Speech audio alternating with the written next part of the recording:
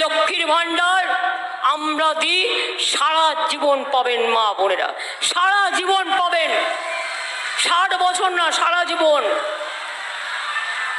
কৃষক ভাতা পাচ্ছেন, পাবেন। কন্যাশ্রী পেয়ে মেয়েরা এগিয়ে যাচ্ছে, যাবে।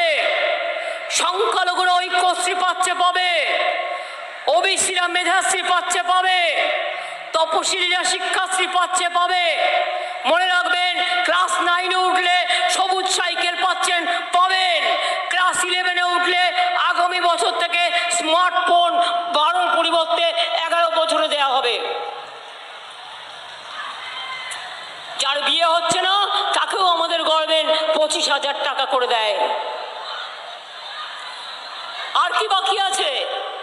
আর নরেন্দ্র মোদীর ফুটো ভার, মিথ্যে কথা বলে রোজ প্রচার করছে।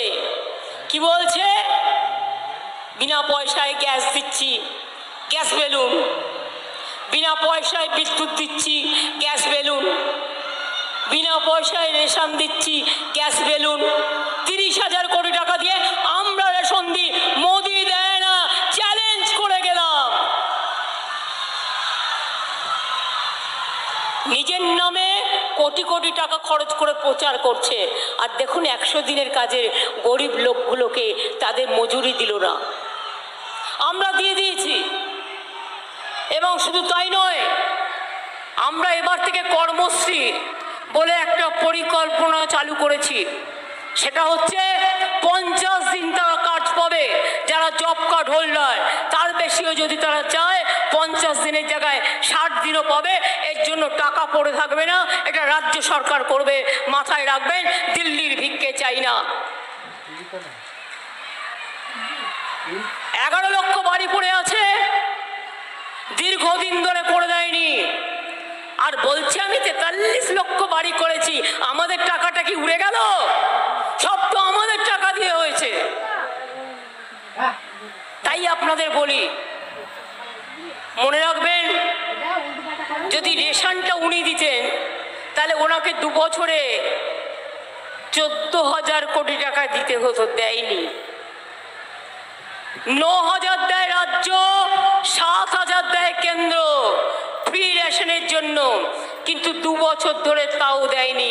অর্থাৎ 16,000 32,000 কোটি টাকার সবটাই আমাদের দিতে হয়েছে। স্বাস্থ্যসাথী কার্ড বিনা পয়সায় আমরাই দিই। আমাদের চাষিদের ঘরের চাল আমরাই কিনি। মনে রাখবেন, নদিয়া জেলার একটা গর্ব আছে।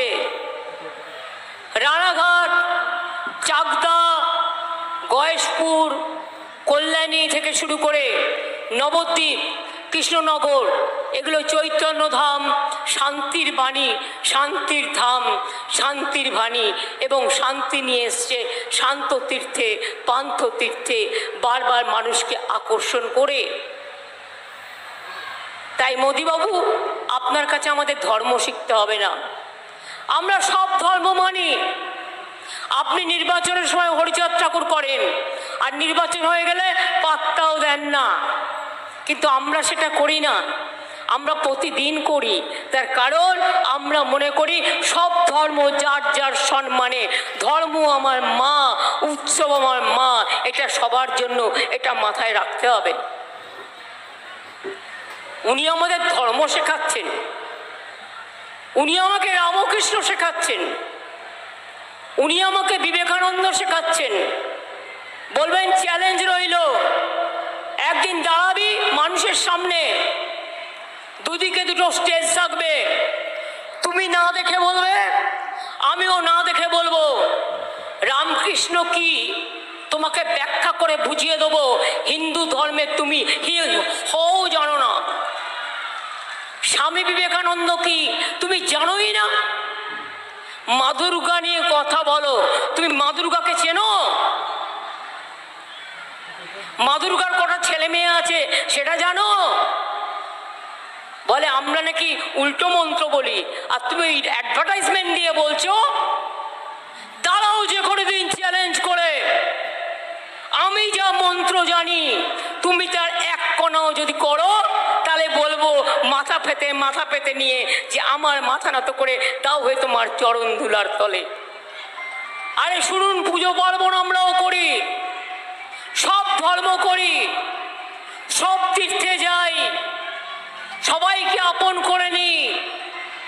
এটা আমাদের বাংলা।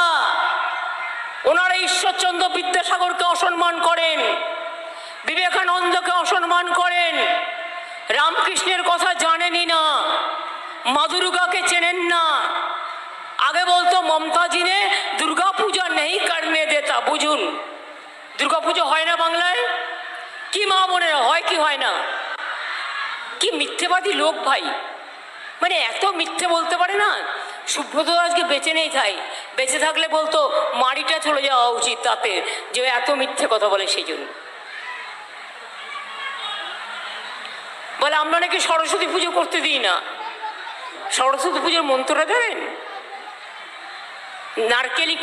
নারকেল কুল আমরা সরস্বতী পুজোর সময় পরে খাই, পুজো হয়ে যাওয়ার পর, তার আগে খাই না। জানেন বাংলার কালচার?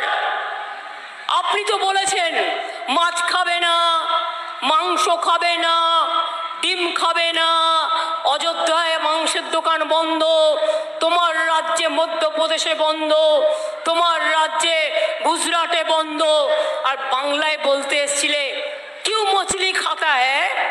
আমি বললাম ওরে বাঙালি কথাটাই বলে, মাছে ভাতে বাঙালি, এ তো চিরদিন মানুষ বলে।